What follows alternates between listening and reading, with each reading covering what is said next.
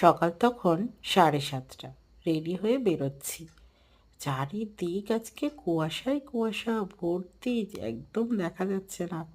জানি না কেন ফোনে কিন্তু অনেকটাই ক্লিয়ার লাগছে, কিন্তু যখন আমি বেরিয়েছিলাম না, পুরো একদম ধোঁয়া ধোঁয়া হয়েছিল।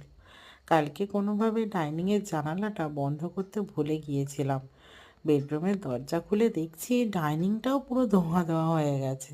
দেখো, রাস্তাটা দেখলেই বুঝতে পারবে পুরো ভিজে ভিজে গেছে কুয়াশা পড়ে।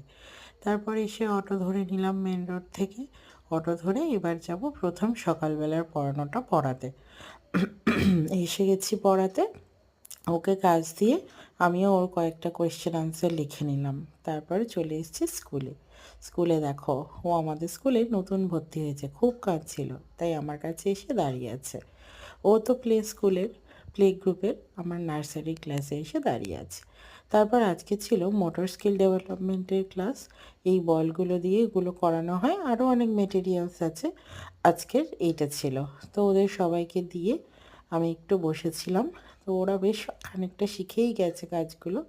তারপর স্কুল থেকে চলে এসেছি বাড়ি। আজকের বাড়িতে ছিল লাঞ্চে ডাল, মসুর ডাল করেছিলাম টমেটো দিয়ে, আর ছিল বিনস আলু ভাজা।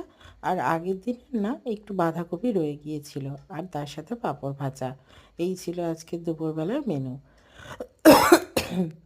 তারপর চলে গেলাম পড়াতে বিকেলবেলা। দেখো, সে আবার নেল পলিশ পরেছে বলে একদম গায়ের উপর পা তুলে দেখাতে আরম্ভ করেছে। কি সুন্দর না ছোট্ট পুচকি বেবিটা।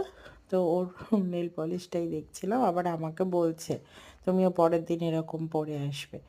তারপরে ওকে ড্রয়িং করিয়ে নিয়ে দেখো, আবার ও একটা করবে, আমাকে এতগুলো করে যেতে হবে যতক্ষণ না ওর শেষ হবে ম্যামের সাথে কম্পিটিশন। রাত্রেবেলা চলে এসেছি বাড়ি। আজকে ছিল চিকেন চাউমিন। Good night.